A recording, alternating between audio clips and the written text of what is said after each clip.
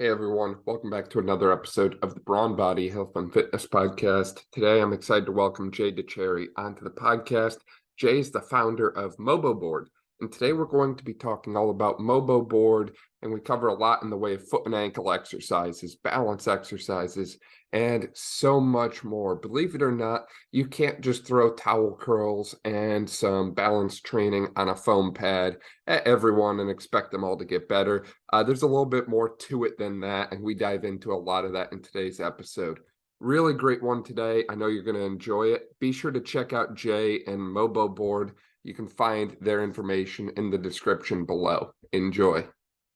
Jay, welcome to the podcast. I'm super excited to work with you today. Thanks for having me, Dan. Appreciate it. So for people who aren't familiar with you, or maybe they haven't heard of the MoboBoard before, would you mind kind of filling them in a little bit about who you are and what the MoboBoard is? Yeah, for sure. I'm a PT, been doing this for a long time. I'm pretty old. So I've been practiced about 5 years in an outpatient sport and spine clinic, and then ended up running a gait biomechanics lab at University of Virginia. Did that for about 10 years. And then moved out to Oregon and ran another independent lab out here. And then currently teaching at OSU and running MoBo. And, just we're all trying to help, right? So I think I love treating patients. And I love trying to contribute back to the body of science, doing research. I've done work from anything from NIH and DARPA funded research to product innovation and validation work for a bunch of companies. And yes, it's all fun. We're always learning, trying to grow our minds and grow our bodies and do a better job for our patients. And so I think that, one of the things I've done, I've tried to been lucky learning lots of different things, different angles, right? So from a clinical side and also from the research side, and been trying to put tools out there to help people. Written 2 books. One's Anatomy for Runners, one is Running Rewired. And while information is great and plans are great, sometimes you just need a tool to put things in place. And one of the things I kept seeing over and over again is patients and athletes coming in with just really poor contact points. And when I say contact points, I'm talking about the strategy and the way we control our foot and ankle. And it's funny to me, we talk about core training for runners, and everybody gets that, right? We talk about core training, and we talk about work on your rotator cuff, and it's like, yeah, of course. You talk about work on your hips, you're like, of course. And we talk about feet, and they're like, well, I just put my socks on, put up my shoe, and call it good. And I'm like, that doesn't work, right? So I kept trying to find out a better way to build an environment to train people in, so that's kind of how MoBo was born, was basically trying to get a better system to train foot and ankle control. Yeah, that's incredible. I love the sounds of that, and I really love your past resume there too. It seems like you do a lot. I'm surprised though. The one thing you didn't mention in there, you mentioned research and PT work and biomechanics. You never mentioned sleep in there. How do you get by with all of that? My goodness. Yeah, no, there's not that much of that. But no, that's awesome. I love your background from a PT standpoint, before entrepreneur standpoint. And I love the looks of the MoboBoard. It looks like it's a pretty versatile thing. And from what I've seen, it looks like you can kind of change the orientation of it, where the pivot point or contact point with the ground is on the board. Is that correct? Yeah, so it's pretty simple, right? When you walk and run, this fancy term we have called the center of pressure, it's really just like the path of how the force travels through your foot. It kind of comes out through the heel, right? And then across the ball of the foot and out through the big toe. And that's what happens when you walk, when you run, whether you land as a rear foot, a midfoot, or a forefoot striker, doesn't matter. Everybody has that same sort of path of force through their foot and ankle. And one of the things we kept seeing is people, when they stand and wobble, I'll say this: if you want to, for fun, stand up on one leg, right, and just get a sense of where you are. And a lot of people, you'll notice that you feel a lot of force on the outside of your feet, right? People tend to be what I call reactive, and they tend to just kind of roll outwards. And that's not how we stand, walk, and run, right? And so we talk about being proactive, and being proactive really involves you being able to control that line of force around the foot.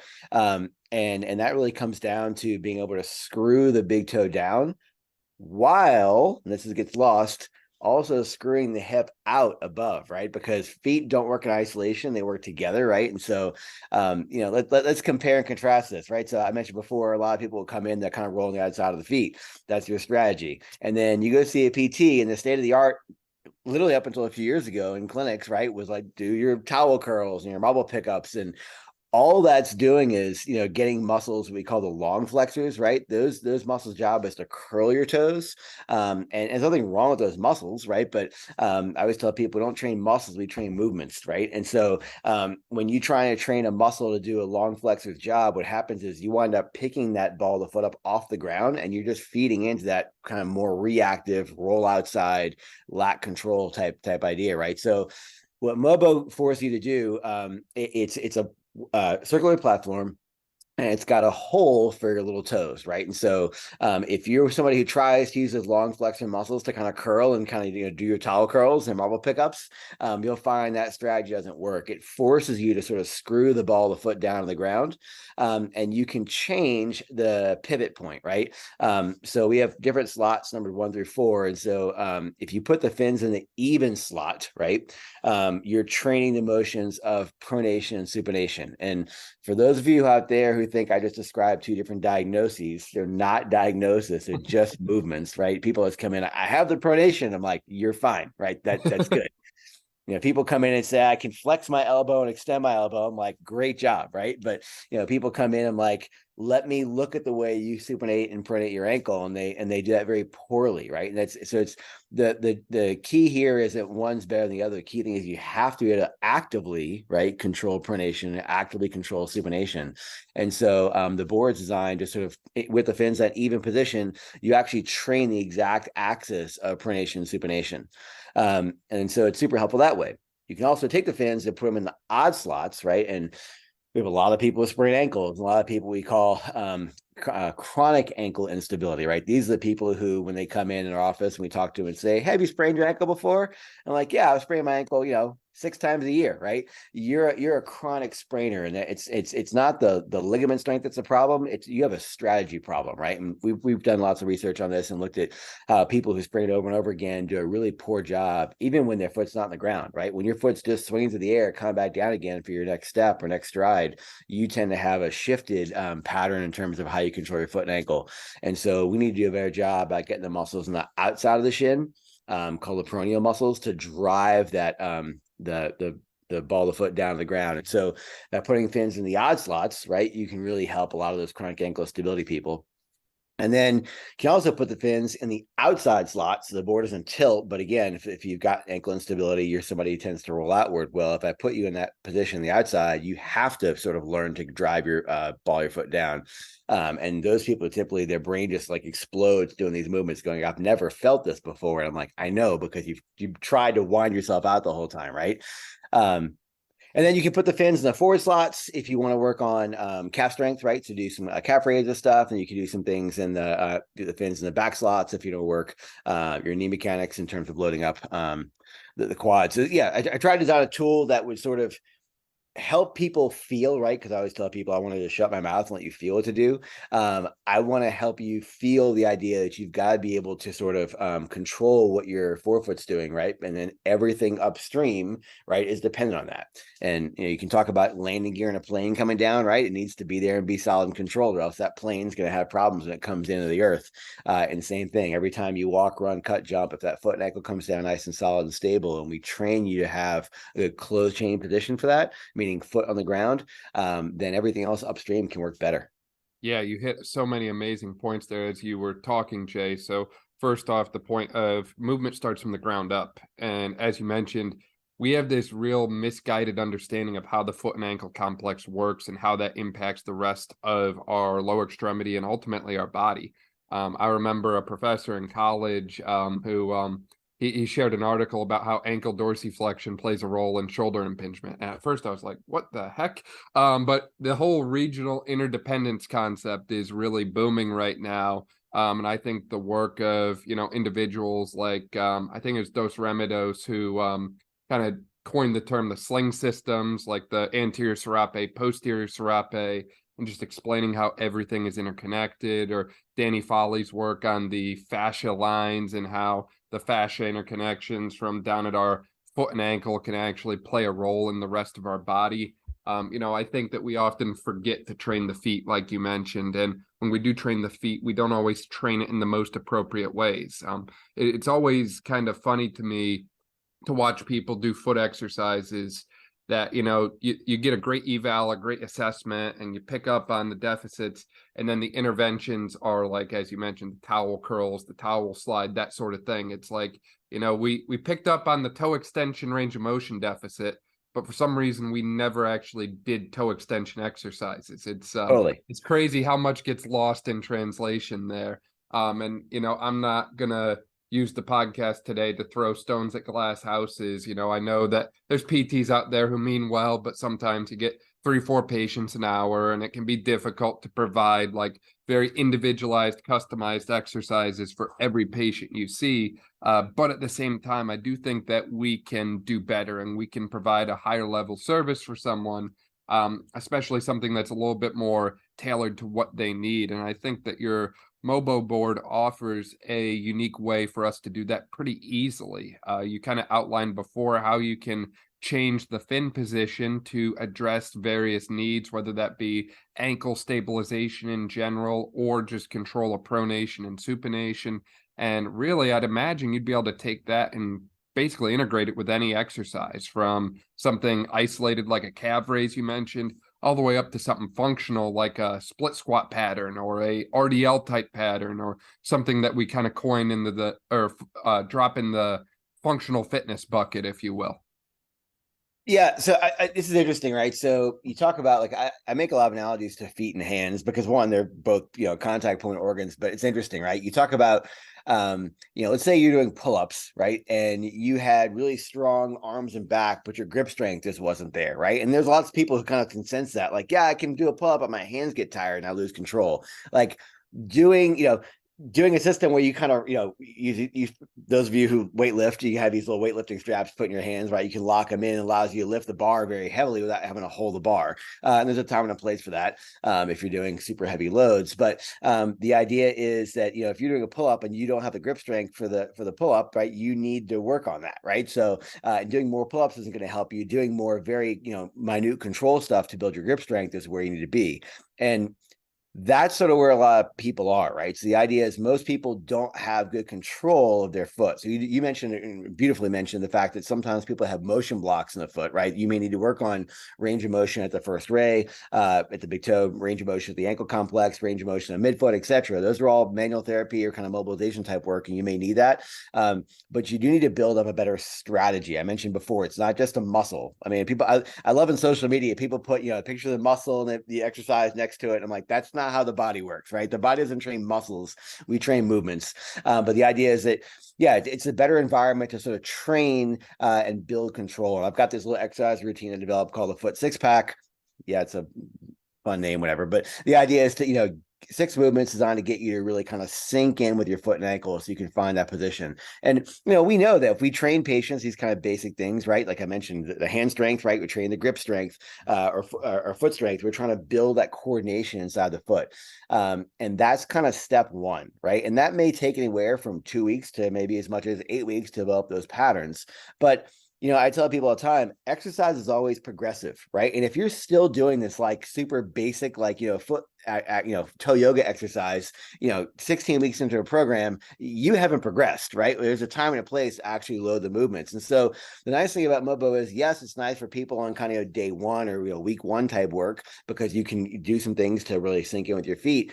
But like you mentioned, your time's valuable, right? And so as you get better and better at these minute motions, once you develop that strategy to kind of stabilize your foot, you can work squat patterns, you can work deadlift patterns, you can work rotational patterns, you can work all kind of stuff and whole body movements. And you can throw a MoboBoard underfoot and you can still load the system, right? And get a lot of bang for your buck in a short period of time. So I'm not looking to make you spend more time doing things. I'm trying to help you get more work out of your less time you're putting in, right? And so if you got a device that kind of can do a lot of things, then you have a win. Yeah, definitely. And I pulled up your 6-pack for the foot here. the twist, the rocks, the pulls, the toss, the the pass around, and I think he called the one like the drunk bird or something like that, Tippy or bird, yeah. tippy bird, tippy bird. So I like that combo there. I'm curious what makes, like, I know someone's gonna listen to this and say, like, okay, but could I do that on a piece of foam or like a different device that way? What makes the MoboBoard unique in these 6 exercises here, as opposed to using something different for, like, a ball toss balance thing or that sort of thing? Totally. So I will I'm going to put this out there as a challenge. When I say this statement, this always ruffles more feathers than anything else, because people love to make stuff hard, right? Yep. And I always want to push back and say, hold on. The best way to train is not to make things hard.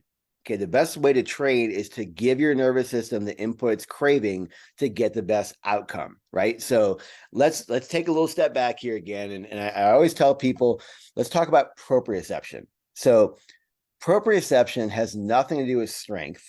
Proprioception is a sensory phenomena, right? So right now, if you basically just put your hand in front of your head and you open it, you can see your hands open. You can feel your hands open too, right? And if I ask you to make a fist, nice and tight, right? You can see your fist is closed and you can feel your fist is closed without looking at it. Well, let's do that again. So close your eyes, okay? I want you to open your fist. Most of you can actively feel the fact your wrist is open, right? You can close your hand into a fist and you can feel your hands a fist without looking at it, right? It's very easy to do that because you have good sensation. And so when we talk about the foot and ankle, what I'm looking at is, can your nervous system sense the position that you're in and make very rapid corrections, okay? So let's talk about this. If you're walking and running on firm, concrete, asphalt, like a track, right? It's a pretty firm surface. Those are harder surfaces and it's easy to find position where you are. That's not how people typically have issues, right? So let's say if you're, running along on a grassy field, right? One of the soccer fields in your neighborhood that's, not maintained very well, a bunch of holes in there, and you're running along and your foot hits something that's not very smooth. It's actually slightly off axis, right? Your foot falls in that hole, and instead of actually rapidly correcting position, you don't do that and you roll out and collapse and sprain ankle, right? So just one example of how you can get hurt. But the idea is, you didn't have good rapid correction of your control. And so a lot of therapists will have people start on the ground, which is great, right? To kind of get some baseline awareness of foot and ankle control. But then we put them on things that are cushy and unstable. I'm speaking specifically about those blue Eric's pads that people have in their clinic, right? And Yeah, everyone has pads. one. Everybody's got one. And we put them, and patients get put there to make it, quote, harder or more challenging. Well, let's actually talk about what you actually did. By putting your patient on there, or patients, if you're on that blue balance pad, you're actually taking away sensory information. You're not making it harder. In fact, you're making it more challenging for your brain and body to find and feel position to actually train the reflexes and train the control you're trying to build. It's a poor environment to build skill control. And in fact, we use those pads all the time for people, if you've ever heard of vestibular problems, right? We have inner ear balance issues, right? We actually put people on those foam surfaces on purpose to take away that proprioceptive information. So we have to magnify awareness into vision and inner ear, right? So we've known this forever, that if you want to take away that skill of proprioception, put people on a soft, squishy balance pad, right? But it's funny to me, the orthopedic community has forgotten why that's there, right? Like, that's the wrong environment to train. And so if you look at all the research out there, there's hundreds of papers on foot and ankle control. Whenever you put people on a soft, squishy surface, they do a worse job in terms of correcting their balance reflexes, period. Like, it's not better, right? And so we know the foot and ankle like to be on firm, cohesive surfaces because we have good input, right? So the MoboBoard is hard, okay, on purpose. It's very, very stiff. It's made out of bamboo. It doesn't deflect. And the reason why is I want constant sensory information under your foot.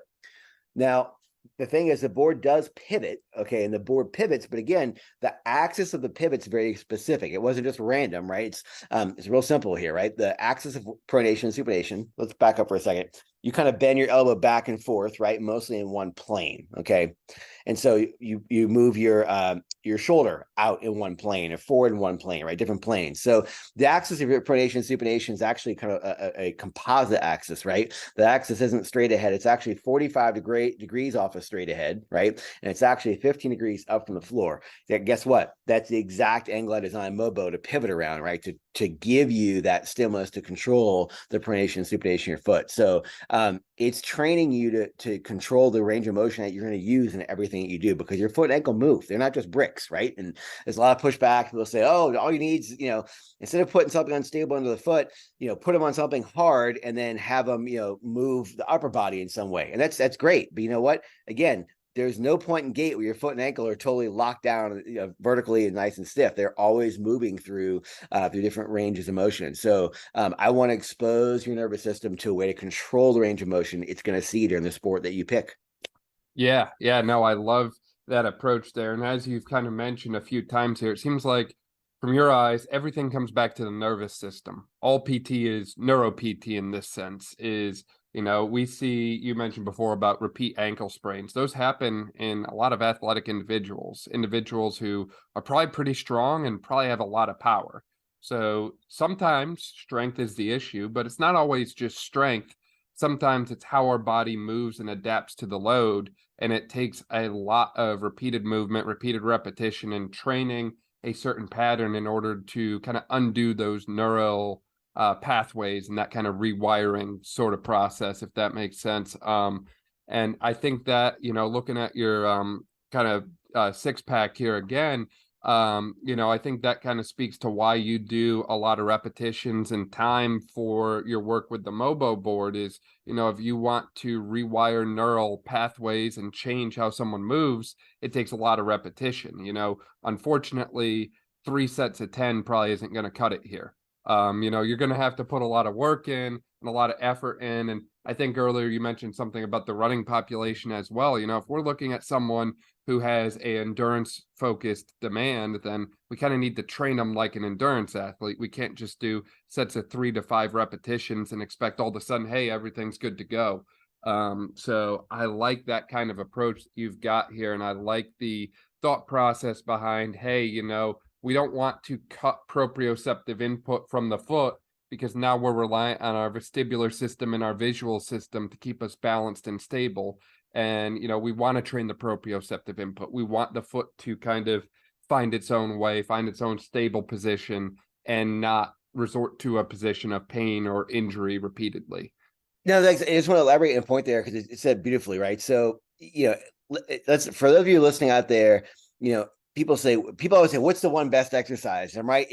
I'm sorry. Life is not that simple. There's no one best exercise for everything and every person. It just doesn't exist. Right. So just cut that out of your head. But, let's go back to the point you brought up in terms of building proprioception awareness and that idea behind rewiring your nervous system. I actually titled one of my books Running Rewired on purpose because I want to take the emphasis off of just, lifting heavy weights, which has a value for sure. Right. But that's a different type of sensation, right? That you're giving your body to get a different type of development. And so when we talk about rewiring, let's talk about what you talk about as far as sets and reps. So if you're looking to, let's just talk about strength first, because strength is easy for people to visualize, right? If you want to actually put strain in your muscles, right, to get them to respond and come back stronger and bigger, right? That's your goal for whatever reason. We want to expose them to a certain type of stimulus, right? So somewhere between, 5 to 12 reps, right, and a certain dosage done sets per week, etc. And we use principles of progressive overload to always kind of push the needle and make sure we're always slightly overstressing the muscle to get better development, right? And that's done in a very controlled manner over time to get positive gains. That's not how we train the nervous system at all. So nervous system, right, is looking at coordination. It's looking at integrating, right? Because we don't, while we sit there and do our little toe yoga exercise where you raise your big toe up, drive little toes down, drive big toe down, raise little toes up, right? That's nice. It's great to kind of tap into your body. But to practice that, we don't just do sets of 10. What you're looking at doing is finding, sensing, and yes, most importantly, feeling, right, the ability to move our first ray independent from lesser rays. And it's interesting, in your brain, you actually have a separate area in your brain just for your big toe, which is pretty cool, right? Apes, monkeys, gorillas don't have this, right? Because they're good at long flexors. They're designed to climb and hang from trees and pick things up and curl their digits, right? As humans, we're bipedal. We have an area in our brain just for our first ray. And so that's really important that we learn to use that area to control and drive the big toe down for stability, right? And so we trying to train this pattern. We're talking about doing, yes, higher reps, okay? And typically when I'm in this stage, you're hearing me tell people all the time, like, look, knock out a few minutes. How many reps? I don't care. Just get a few minutes, right? Just put yourself out, because I don't want you to put the focus on volume. I want you to put how many I'm doing. I want you to put the focus on what am I sensing and feeling during this movement, right? And we have our brains practice this movement for a given period of time. Might be a few minutes, might be 8 minutes, 10 minutes, 15 minutes, but I don't want people to go too long, because what happens if you go too long, you get distracted, right? You start thinking about other things, your nervous system gets tired, and then you're, quote, doing the work, we asked you to do on the piece of paper, right? But you've lost the ability to sense and feel what you're doing with your foot and ankle. And so proprioceptive work, I tell people, look, if you can get 5 to 15 minutes a day, like most days a week, like that's awesome, right? And again, for people who are trying to build new skill, new awareness in whatever movement, it can be foot stuff, other things, MOBO or not, doesn't matter, right? If you're looking to train proprioception, it's a volume of exercise done where you can still focus on things. So we know, I actually teach a motor learning course and we talk about focus, right? So what are you doing to sense and feel position?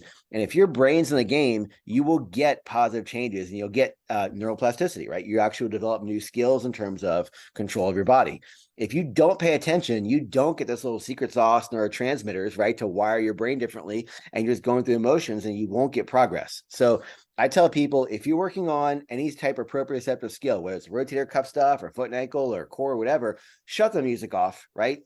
Put your phone away. Don't look at Instagram. I want your focus 100% on what you're doing, because that's how you're going to have a better connection and get more out of your session. Right. That gets lost a lot. People, they want to crank the music up or work out with their friends. And I'm like, that approach may work for strengthening, but not for building new skill.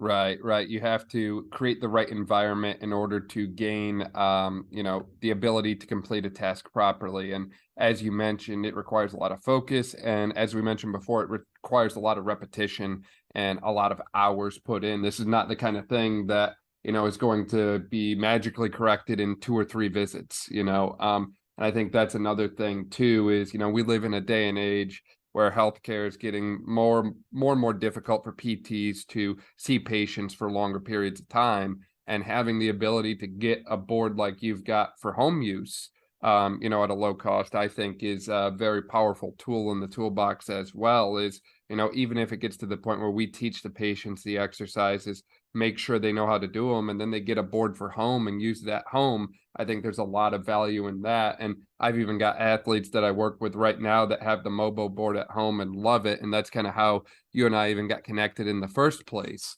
And one of them had to, they brought up the magic question. They were like, you know what?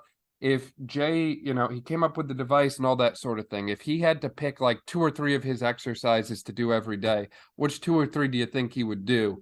So we've got a little running bet going on here, Jay, but I'm curious, out of the exercises you've mentioned for the MoboBoard, the taps, the tipping bird, that sort of thing, which ones are your kind of personal go-tos out of all of them? Yeah, so let me say this, like for level 1, level 2, right? So for level 1, for people who are just starting out, right? When I first built the device myself and was like using it with different folks, right? The number 1, number 2 exercise is one called the foot band twist exercise, right? And so the reason why this exercise is important is you set it up so the fins are in the even slots, right? Board's on the ground, your foot goes on top. So you're in that axis of pronation, supination. And I want to give not just your foot and ankle, but your entire body a twisting load, because I know we talk about walking, running forward, but the reality is when you walk or run forward, that center of pressure line, right, goes from one side of the foot to the other, and your body actually twists, right? Your upper body twists on your lower body, your pelvis twists on your hip twists on your foot and ankle, right? Everything twists and connected. And so I'm teaching you to control that rotational line of torque, right? So foot band twist exercise, you have a band in front of you, you're just turning, not very far, just like maybe 15 degrees to each side, but to introduce that rotational load, and you will see people's brains go wow, I finally feel, right, what you're trying to get me to do in terms of being able to control and stabilize my foot and ankle as I apply a twisting force, right?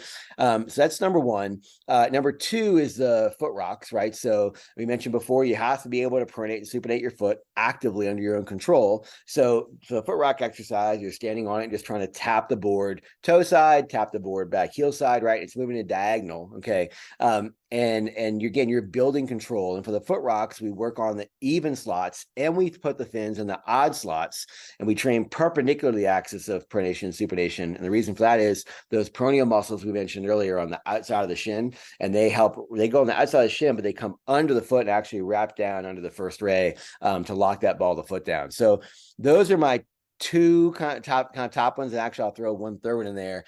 This is one of my favorites. It gets overlooked, but it's called the everted pass around. So again, so many people spend time on the outside of their foot. You put the fins in the outer slots and the board won't pivot, okay, in this position. It's just basically angled down. But I do have a point for your big toe to kind of lock in. I don't have any point for your little toes to try and grip, and you can't roll off the outside of the board, right? So it forces you again to find how to feel to get your what I call your tripod down on the ground. So I'd say those three are kind of my top favorites. For kind of phase one. But I mentioned earlier, right? Like if you're still doing foot rocks at 16 weeks, we've done a poor job of communicating what you need to do, right? We're looking to push needle up. So once you've built those patterns of control, you've worked with this stuff for anywhere between 2 to 8 weeks, right? And you're like, okay, this is starting to feel more doable. Then I go to, again, integrating your foot with everything upstream.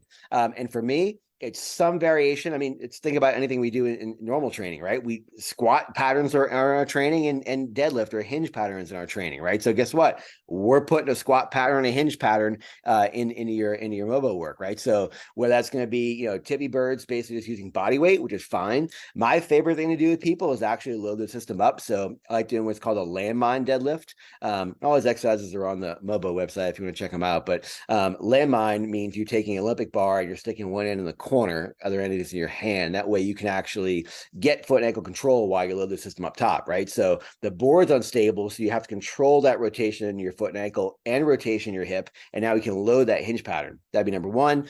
And then number two would be, there's various ways of working squat patterns, right? But even just on a little, I call it star squats, right? So hands on hips, foot on the board is basically squatting down, reaching in front, come back up, reaching down to the side with that free leg, back up, reaching back to behind you, that free leg, right? And working on those patterns, because it integrates, again, stabilization of your foot and ankle, active dorsiflexion control, right, in your ankle, loading the knee, and then we can do that with body weight or a weight vest or dumbbells in your hand or a squat ball over top, right? You can load those patterns to build resilience. And again, I think if you're training properly, you're doing things to get your nervous system integrate control, right, with those distal levers, right, with those big powerful movers upstream. Yeah, I like that. I like that rundown, and I like that series of exercises that you just discussed. And ultimately, I also like the progression that you've incorporated as well. Is, as we mentioned before, there needs to be a challenge to the system in order to produce adaptation. And I would certainly imagine that a landmine squat or a landmine deadlift on 2 MOBO boards is certainly going to be more challenging than standing on the MOBO board and just tipping it forward and backwards. So I love that, and I love the ties to function as well. Jay, I feel like you and I could probably talk all day about mechanics and the MOBO board and the foot and the importance of it in rehab. Do you have any kind of closing thoughts or closing remarks or anything else you wanted to hit on today? Yeah, I just tell when people, just in terms of how you think about your foot and ankle, I just want to hit one thing that's important. People talk about the tripod of the foot a lot, right? And they call the tripod of the foot the heel, and then the inside ball of the foot and outside ball of the foot. Or some people say the heel and then the end of the big toe and the outside ball of the foot. Neither of those are correct. And I want to make this clear. Again, I'm the biomechanics dork who's in the lab measuring these things every day, right? And so, we actually published a paper on this back in 2009, looking at when the foot and ankle are under the peak load, right? And people. I was even taught in school. I don't know if you were, Dan, but I was taught in school the foot's most, deformed, or you have your biggest amount of navicular drop or biggest amount of collapse of the arch, right, when you're during mid stance. And actually, that's not true. Okay. We talk about, you probably heard this analogy before, what puts more force per square area down, the elephant walking around or the woman in high heels, right? Woman in high heels doesn't weigh near as much as an elephant, but that heel is very, very tiny, right? So the surface area is small. And so we actually look at this aspect of walking and running gait. And we know that the foot, not just the rear foot, but the entire foot is most collapsed or most deformed just after the heel comes up off the ground. So now we've got a situation where we look at the idea behind tripod. Your tripod has nothing to do with your heel. The tripod is the end of the ball of your foot, the big toe ball of the foot, right? And then the outside ball of the foot, right? So those 3 points, right? So ball of foot, big toe, little toe, and then end of your big toe. That's the tripod, because when your heel's off the ground, that's when you've got that active control. And so, again, that's why the MoboBoard tilts and moves and wobbles, because I want to get load over to that forefoot and get you to think about what your forefoot's doing, because you've got 26 bones in your foot. You've got to control that torsional stability throughout every one of those bones and build that skill control, and then work upstream, integrate those big muscles around your knee, big muscles around your hip, and even your core to get things stable. So I just want to kind of keep that in your mind as you look towards training MoBo or not, right? I mean, I don't care what devices you use. I want you to have success with whatever you're doing, but I just want people to understand what they're trying to do. And we talk about foot and ankle, again, it's mostly the idea behind building skilled control, and that comes from building that strong, solid tripod. Yeah, no, I completely agree. I love those points, and I love the analogies that you've offered as well throughout the episode here today, Jay. For people who want to find out more about you and MoboBoard, or maybe check you out online to order one, where can they find you at? Yeah, you can find MoboBoard at moboboard.com. We're on Instagram, which is mobo.board. And you can also check out another blog called nathletesbody.com. It's not gotten updates in a long time, but I'm going to start putting some more fun things in there soon. So yeah, that's awesome. We'll link to that below as well in the description there. I'm surprised you're not on MySpace though, Jay. You said you're an old guy. Yeah. I actually missed all that to begin with. Left that out. All right. Jay, it was really great talking with you today. I appreciate your time and insight and everything you've offered on the MoboBoard. Thank you. Totally, Dan. Thanks so much. Thank you so much for listening to this episode of the Brawn Body Health and Fitness Podcast. If you liked this episode, please make sure to share it with a friend, subscribe so you don't miss any of our upcoming episodes, and leave a review. This way we can spread knowledge and motivation and help reach more people. Thank you again for listening, and I'll see you next time.